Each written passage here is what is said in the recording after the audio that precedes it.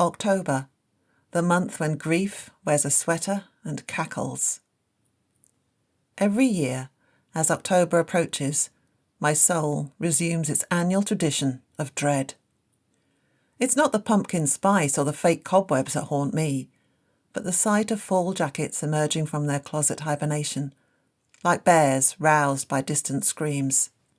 You know it's officially autumn when you can hear the breeze rattling through corn husks, and children start practicing their best "give me candy or face my toilet paper in your bushes" wrath faces for trick-or-treating. Despite the seasonal perks, there's a shadow lurking behind every crunchy leaf for me. In 2018, Hurricane Michael hit the Gulf Coast. Little did I know, this would be the year Mother Nature went full drama queen and left my life permanently scorched. As the winds and rain retreated, they took my younger sister with them.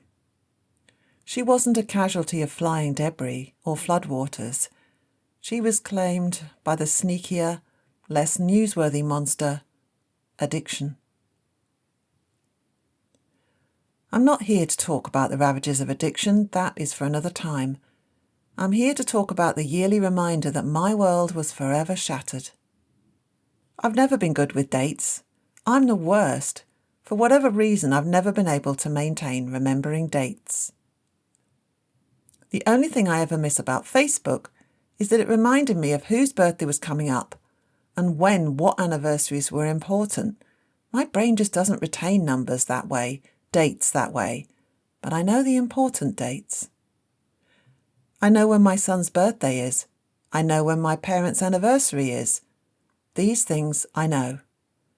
I know when both of my sisters' birthdays are, but the one that I never questioned myself on is that day in October I got a phone call from my father that anyone with a family member in the throes of addiction knows that your fear is coming, and eventually, unfortunately, most of the time, it will. My dad has always been a stoic man. He doesn't share his emotions. He was raised in a military family.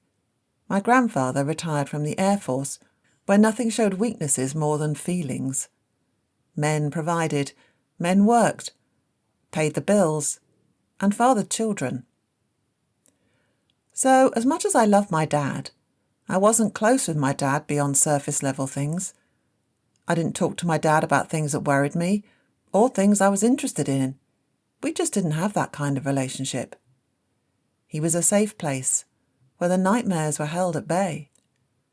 When my dad called me on that morning, I wasn't prepared. How can anyone ever be prepared to hear about death?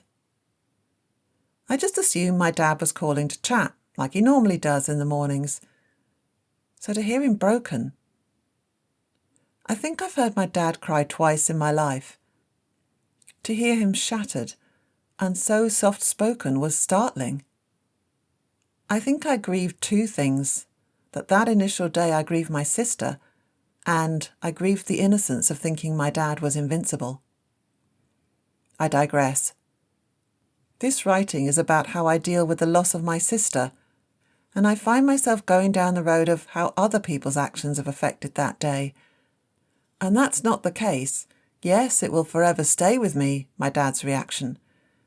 But I feel that every day since I lost my sister, that has been the reaction of my heart to just crumble and fall apart. The ramp up in my heart and mind starts on October the 1st.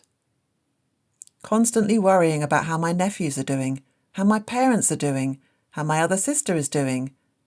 Knowing what I really want to hear from them is that they're as bad as me, that they want to fall apart every minute.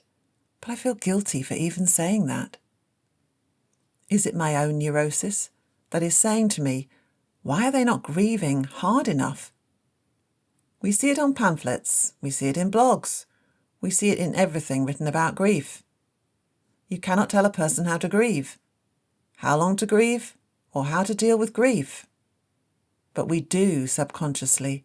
We judge how others are grieving at the moment, and it's a way we lash out at the loss. So when October rolls around every year, I feel more than just a grief now that we're 7 years in.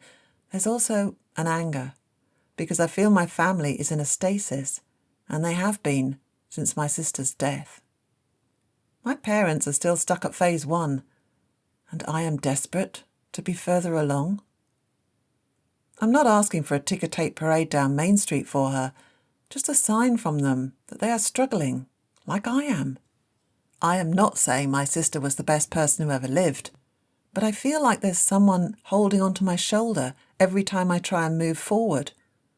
I'm being pulled back by this hand of grief, and it's not my own grief. It just seems to be riding shotgun to my own.